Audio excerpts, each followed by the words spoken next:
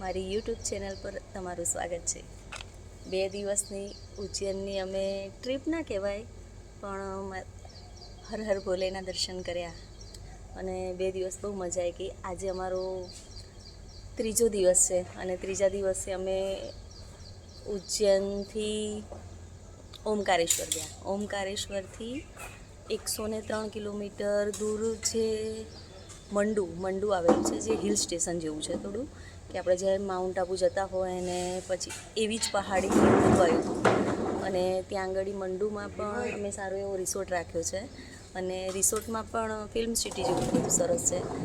અને ત્યાં આગળથી પછી અત્યારે હવે અમે મંડુની અંદર બધા કિલ્લા છે, જે જૂનો ઇતિહાસ છે, એ જોવા માટે આપણે જવાના છીએ। હું સૌથી પહેલાં વહેલી ઉઠી ગઈ, કેમ કે મને તો તૈયાર થઈને વિડીયો બનાવવાનો બહુ શોખ છે, એટલે બધા હજુ રેડી થઈ રહ્યા છે। પછી અમે બ્રેકફાસ્ટ કરી અને અહીંયાથી કિલ્લો અને વાવ ને એવું બધું જોવા માટે જવાના છીએ।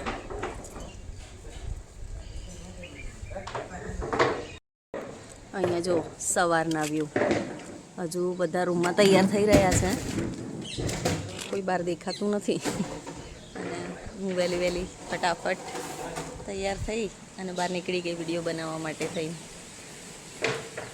આ અમારા રૂમ હતા, એનું લોકેશન।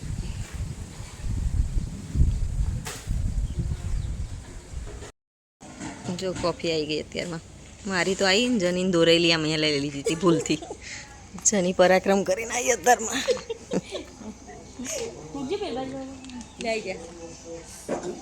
હજુ આલુ પરોઠા બની રહ્યા છે અમારા, ખાલી અત્યારમાં કોફી પીવાની। બ્રેકફાસ્ટમાં પૌવા, દહીં, આલુ પરોઠા,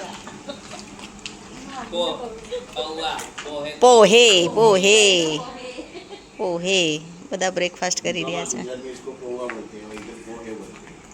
બિચારી 2 છોકરીઓ કંઈ કરી રહી નથી।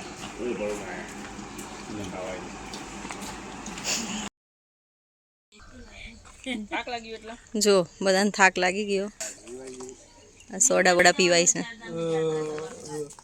હા જો વીરુન સેવા કરવા જ મોકલવાનો। ત્યારે આ લોકોને ગોવા લઈ જાય? ના લઈ જવાય। એક જણ તો જો ગાડીમાં સૂઈ ગયું છે અને હવે અમે કિલ્લા જોવા જઈએ છીએ। ગાઈડ ભાઈ આવે પછી કિલ્લા જોવા જઈશું।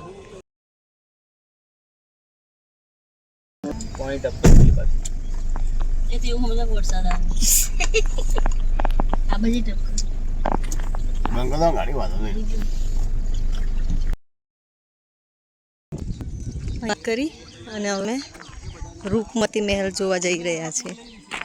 જો અહીંયા એકદમ ગામડા જેવું હાવ વાતાવરણ છે અને ઘરો પણ એવા છે ને, અહીંયાથી લગભગ 1-8 કિલોમીટર જેવું ગઢ છે, રાણી રૂપમતીનો મહેલ।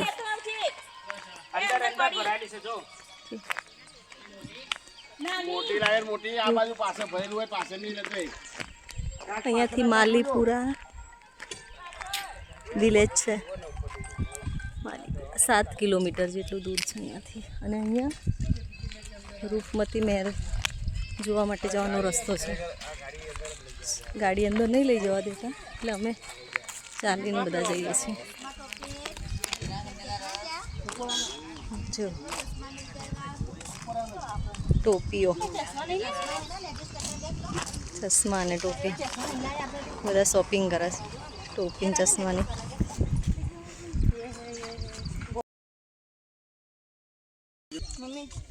₹100 અને ₹150 વાળા ચશ્મા, જો ચશ્માની ખરીદી થાય છે। અમારા બિઝનેસમેન તો બસ ફોન। હા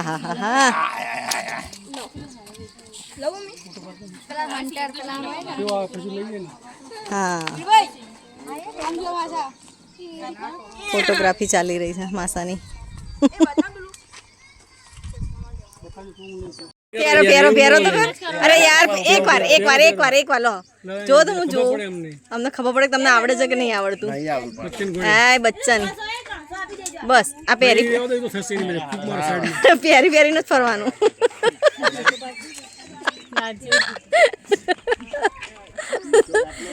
રૂપમતી મહેલ જો કેટલો દૂર છે.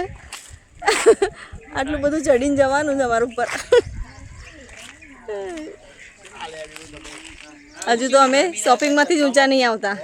રિયા તે કયા ચશ્મા લીધા બેટા? હા હા. નિશુ તે લીધા? મારો લીધું ચશ્મા? રૂપમતી કા મહેલ જો, આ રૂપમતી મહેલ અહીંયા દૂરથી એકદમ સરસ લાગે છે. અને આટલું બધું ચાલીને હજુ તો અમારે જવાનું છે.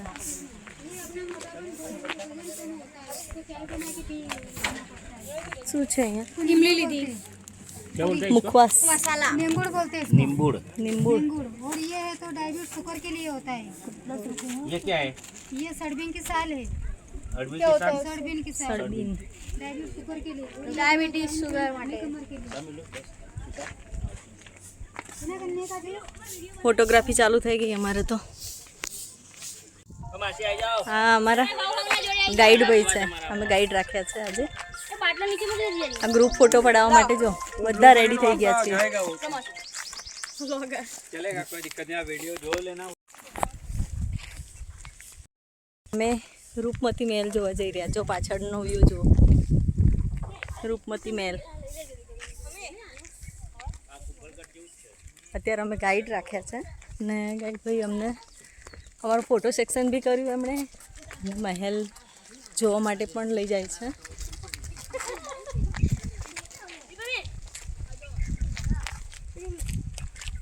શું કહો છો જનીબેન? મેં લીધું ને, લઈ લીધું, લખેલું બી લીધું. પાછળથી ખાસું બધું ચાલવાનું છે. અત્યારે સારું આપણે સવારમાં આવ્યા તો, નહીંતર તો તાપ બધા લાગે છે. બરોબર, રેડી હે?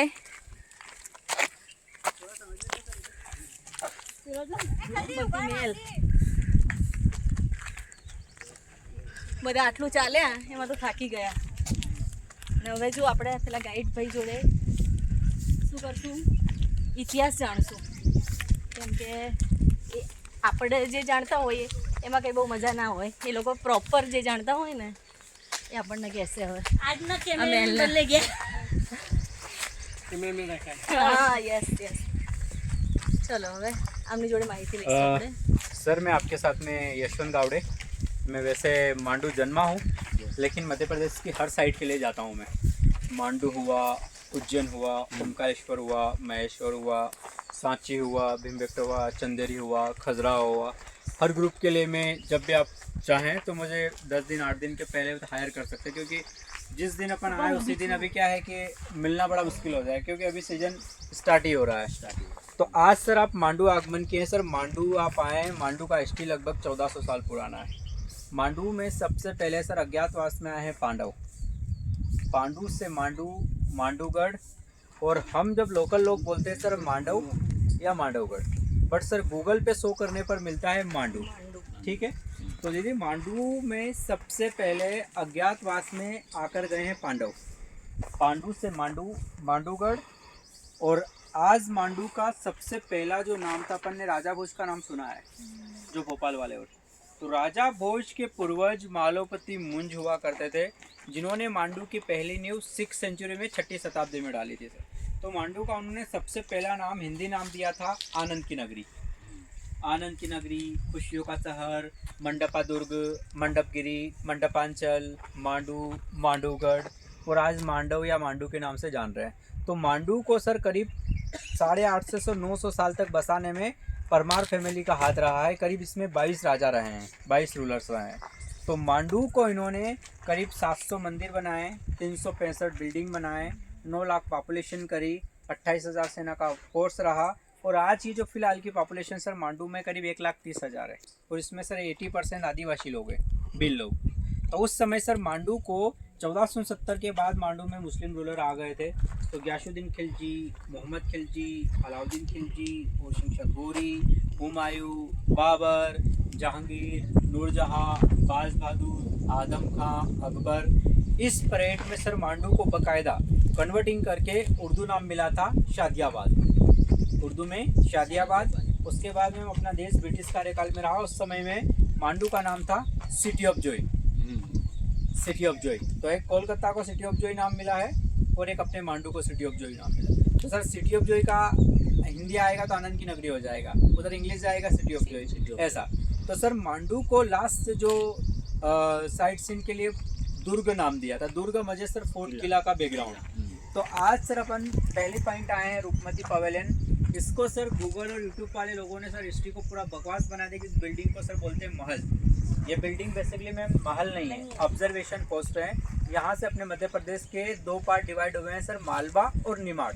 तो निमाड़ में अपना ज्योतिर्लिंग ओमकारेश्वर, ममलेश्वर, महेश्वर, खलघाट, धर्मपुरी, खंडवा, ब्रह्मपुर, और अपन निकल चले सर तो अपनी महाराष्ट्र बॉर्डर तक पूरा एरिया निमाड़। और मालवा में मांडू, धार, उज्जैन, इंदौर, भोपाल, रतलाम, मंदसौर, और अपनी गुजरात बॉर्डर तक अपन चलें तो पूरा एरिया है मालवा। तो मालवा और निमाड़ की मेन बैकग्राउंड पर इस बिल्डिंग को बनाया ताकि मांडू सर 10वीं शताब्दी में अपने मध्य प्रदेश की राजधानी रही। तो ये सर उस समय का मीना बाज़ार बहुत बिग था, तो अपने सूरत व्यापार से तो बहुत ज़्यादा क्लोज होता था सर। तो हर स्टेट के लोग मांडू में व्यापार करने के लिए आते थे। उस समय सर मांडू में एक मीना बाज़ार हुआ करता था जिसे आज गदाशाह पैलेस के नाम से जानते हैं। उस समय सर हर स्टेट के लोग यहाँ व्यापार से जुड़े हुए जगह थे, क्योंकि सर ये सेंटर पॉइंट पे पड़ रहा था जगह। तो ये बिल्डिंग का सर जो जिस बिल्डिंग में अपन आए, इस बिल्डिंग को राजा भोज ने 10वीं शताब्दी में आर्मी सुरक्षा के लिए बना के कंप्लीट कर दिया था। लेकिन सर रूपमती का समय रहा है 550 साल बाद, यानी 1555 की बात। ये 10वीं शताब्दी में बन गया था। तो सर यहाँ से अपन चलें तो 16 किलोमीटर की दूरी पर एक ट्राइबल बेल्ट है जो नर्मदा के तट पर बसा हुआ एरिया है धर्मपुरी। तो एरिया सर निमाड़ है लेकिन आता है डिस्ट्रिक्ट धार में और मांडू पे धार में ही आता है। तो ओल्ड टाइम में सर अपने को पता है गाँव में पाटिल होते थे, जमींदार, यानी अपनी लैंग्वेज में बड़ा किसान। तो ऐसा जमींदार थे सर जिनके घर कभी बच्चे जन्म ही नहीं होते थे। वो भगवान शिव से और माँ नर्मदा से इतने करीब के लगन रखते थे कि मेरे घर जब भी बच्चे होंगे तो मेरे बच्चों को माँ नर्मदा के जल के दर्शन के पहले भोजन ग्रहण, अन्न ग्रहण, जल ग्रहण करने के लिए परमिशन नहीं दूंगा। तो सर कई साल बीत गए लेकिन उस राजा थानसेन जमींदार के घर बच्चा जन्म लिया ही नहीं। तो राजा थानसेन करके सर जमींदार थे, वो नर्मदा के तट पर एक समय पूजा अर्पणा कर रहे थे। तो उसे सर बच्चे की रोने की आवाज़ नर्मदा नदी के अंदर से सुनाई दी। तो राजा थानसेन ने जाके देखा कि कोई बच्चा नदी के अंदर तो नहीं गिर गया हो। तो नर्मदा के तट पे जाके देखा तो छोटी सी बच्ची को सर या तो किसी ने पानी में छोड़ा था या फिर उस राजा थानसेन का लगन इतना अच्छा था तो छोटी सी बच्ची सर उस राजा थानसेन को पानी के अंदर से मिली। उस बच्ची को सर वो बड़े खुश होकर घर लेकर आए और उन्होंने कुछ मिल्क पिलाया, कुछ चीज़ें खिलाया। तो जो चीज़ें सर उस बच्ची को खिलाते थे उसके गले से वो पिक दिखता था, इतनी सुंदर थी वो मैम। तो उन्होंने कहा कि भाई हमारी बिटिया तो रूप से भी अधिक सुंदर है, इसका नाम रूपमती क्यों ना रख दें। तो रूप से अधिक होने के कारण दीदी रूपमती 3 रानियाँ थी अपने इंडिया में। पहली रानी है चित्तौड़ में पद्मावती, सेकंड में महाराष्ट्र में बाजीराव मस्तानी और अपने मांडू में रूपमती। ये 3 रानियाँ ब्यूटी और सुंदरता में आती। अब तीनों रानियों में से रूपमती सर सिंगर थी। तो आपने सुना होगा एक संगीत मल्हार राग होता है दीदी, जैसे अपने गुजरात में 2 बहनें थी तानारी है ना। तो वैसे ये रूपमती बेस्ट सिंगर थी सर, लेकिन भगवान शिव से और माँ नर्मदा से इतना करीब का लगन था कि दर्शन नहीं हुए तब तक वो अन्न ग्रहण जल ग्रहण नहीं करती थी, इतना उसका सिद्धांत था। तो ऐसे ऐसे करते धीरे धीरे करके सर वो बड़ी हो जाती है। तो उसके पिताजी ने सर शादी के लिए स्वयंवर रखा था कि मेरी बिटिया के साथ वही विवाह करेगा जो सबसे बढ़िया गाएगा। तो स्वयंवर हुआ, उसमें कहीं संगीत कलाकारों को इनविटेशन मिला। तो अपने मध्य प्रदेश में सर अपना ग्वालियर में गुना, अशोकनगर डिस्ट्रिक्ट में पड़ता है गुना, और गुना के अंदर चंदेरी है जो स्त्री मूवी बनी थी दीदी, उसका लगभग 50% सीन स्त्री मूवी का वहीं से हुआ था। तो चंदेरी से सर एक मानसिंह सिंगर आया था जिन्होंने रूपमती के साथ में सबसे बढ़िया गाया, सबसे बढ़िया परफॉर्म किया। तो रूपमती का पहला शादी हुआ था चंदेरी में मानसिंह के साथ, ना कि बाज बहादुर के साथ। अब विवाह होने के बाद रूपमती सर अपने ससुराल पक्ष में पहुंची तो ऐसा तो था नहीं कि कोई देख के विवाह हुआ कि भाई नर्मदा के दर्शन, लेकिन स्वयंवर में जो जीतेगा वही वर चुना जाएगा। तो स्वयंवर में सर कहीं संगीत कलाकारों को इन्विटेशन मिला तो उसमें चंदेरी वाले मानसिंह रूपमती को जीते। तो वो ससुराल होने के बाद ही जब वो अपने गांव ससुराल पहुंची तो वहां रानी को 2 दिन बिना दर्शन के हो गए थे क्योंकि नर्मदा के दर्शन ही नहीं थे वहाँ। तो उसे 2 दिन वहाँ भूखे प्यासे हो गए। तो मानसिंह बड़ा संस्कारी शासक था, उसने सोचा तो वो रिटर्न आया और उस समय से अपनी हिंदू फैमिली में दीदी घर जमाई के रूप में अपन दामाद को रखने की प्रथा चालू हुई। रूपमती का जो हस्बैंड था वो हाँ। अपने ससुराल में रहता। हाँ, वो कुछ समय यहाँ रहता था मानो, कुछ समय जाता भी था चंदेरी का। तो वो एक समय दीदी करीब 2 से 3 महीने ऐसे बीते और वही 13 साल की उम्र में अकबर दिल्ली के अंदर शासन करने के लिए बैठ गया। तो अकबर के अधीन था उस समय। अकबर ने चंदेरी पर अटैक करवाया था। उस अटैक में रूपमती हस्बैंड मारे गए। तो शादी हुई लेकिन सर पे मोहर लगा रह गया कि रानी बनी, पर रानी बनने का कोई फायदा नहीं रहा। कुछ समय के बाद वही शादी विधवा में तब्दील हो गई। अब 1555 से 62 यानी 1555 से 62 7 साल का। अब इस बीच में बाज बहादुर जो शब्द आया है, ये बाज बहादुर अकबर का सेनापति था, ये राजा नहीं था, अकबर का सूबेदार था ये। तो इसको सर मालवा क्षेत्र का टैक्स कलेक्ट करने के लिए अकबर ने मांडू भेजा था। तो ये सर क्या हुआ कि अकबर जो है कि आदम खान जो था वो अकबर का सेनापति था। तो अकबर से बगावत करके बाज बहादुर जो था मालवा का गवर्नर बन गया और आसपास का टैक्स पूरा कलेक्ट करता। आज भी सर आप अपने को पता है कि अफीम और की खेती जो निमस में होती है, निमस और मंदसौर में, कि वहाँ के किसान लोगों को स्पेशल लाइसेंस मिल रखा है कि भाई 1 बीघे ज़मीन में आपको 100 किलो या 150 किलो आपको ड्रग्स पका के देना है और बाकी जो होगी वो आपकी मेहनत, ये कंडीशन पे शर्त पे मिलता है वहाँ। तो वहाँ से सर जितना भी आसपास के एरिया में टैक्स कलेक्ट करता था बाज बहादुर और दिल्ली भेजता था। अब सर इसके मन में भी खोट आ गई बाज बहादुर के, और ये रूपमती के गांव से एक समय गुजर रहा था। तो है शिव मंदिर पर सर रूपमती को गाते हुए देख लेता है। तो रूपमती की खूबसूरती और संगीत इतना प्यारा लगा, तो पर डे रूपमती का संगीत सुनने के लिए जाना, संगीत सुनना, रिटर्न मांडू आ जाना, फिर संगीत सुनने के लिए जाना। ऐसे सर इन्होंने रूपमती के पिताजी की कमजोरियाँ देखी और इसने रूपमती के पिताजी पर फाइट कर दिया।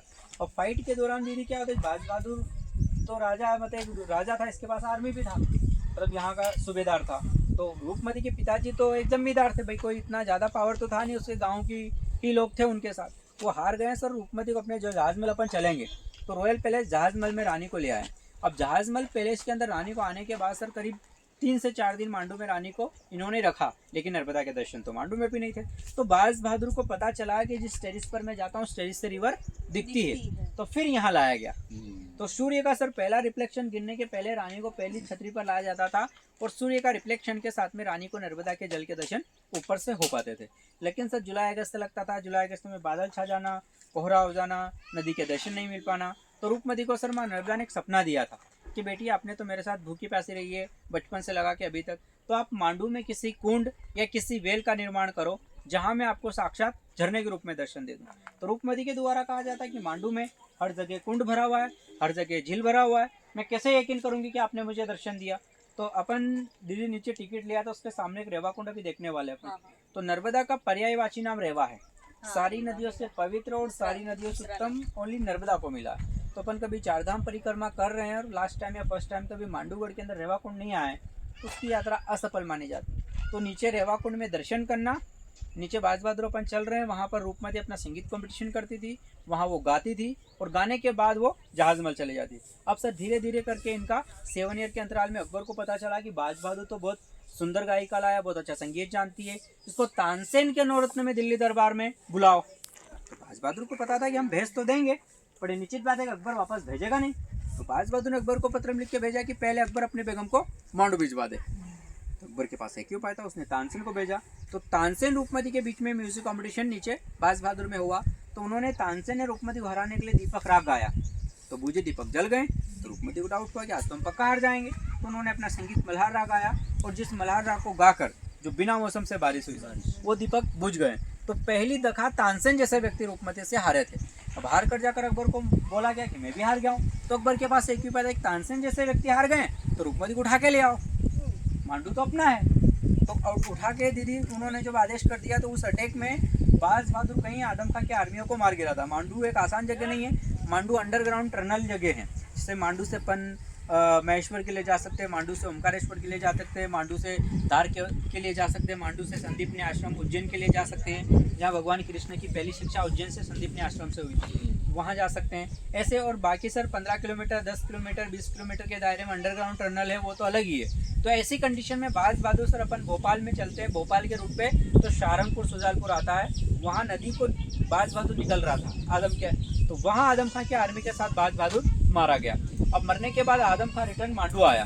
तो मांडू आकर रूपमती की सुंदरता को देखकर सोचने लगा कि अटैक के दौरान तो मैं मारा जाता है, इस रानी को मेरी बेगम क्यों ना बना लूं, मैं अकबर के लिए क्यों भेजूं।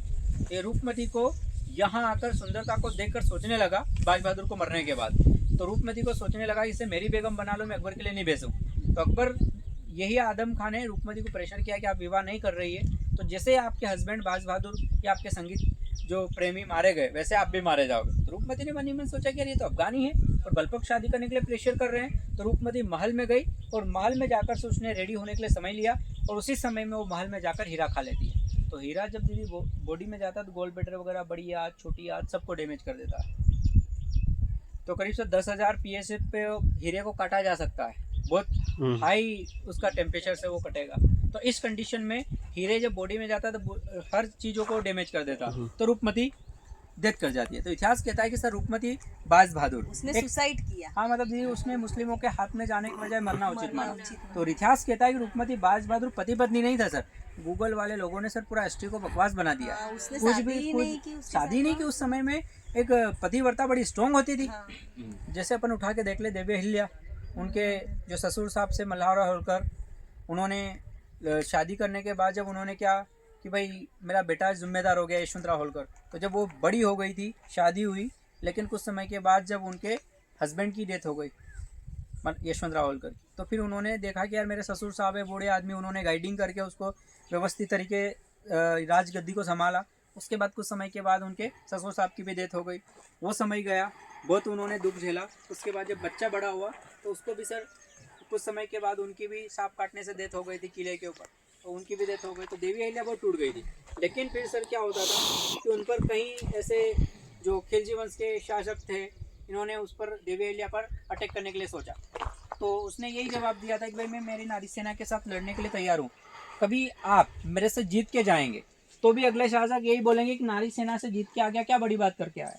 अन्यथा कभी मेरी नारी सेना के साथ आप हार गए तो फिर भी आपको यही बोलेंगे कि नारी सेना से हार के आ गए। तो उन लोगों ने सर लड़ने की बजाय कहा कि हम तो आपके दुख व्यक्त करने के लिए आए हैं। तो कहते कि सर दो झापड़ देने से बजाय शब्द बहुत बड़े भारी हो जाते हैं। तो इसी कंडीशन में उस समय की सती प्रथा में बहुत स्ट्रॉन्ग होती थी। तो रूपमती के साथ में संगीत के साथ में उनका रूल था, तो वो एक पति पत्नी के रूप में नहीं थे। उसका शादी तो चंदेरी में मानसिंह के साथ हुआ, इसलिए रानी रूपमती कहा गया। तो इससे बिल्डिंग को सर ये बिल्डिंग है 5 टावर के रूप में। चले सर आगे बाकी चीज़ों को समझेंगे।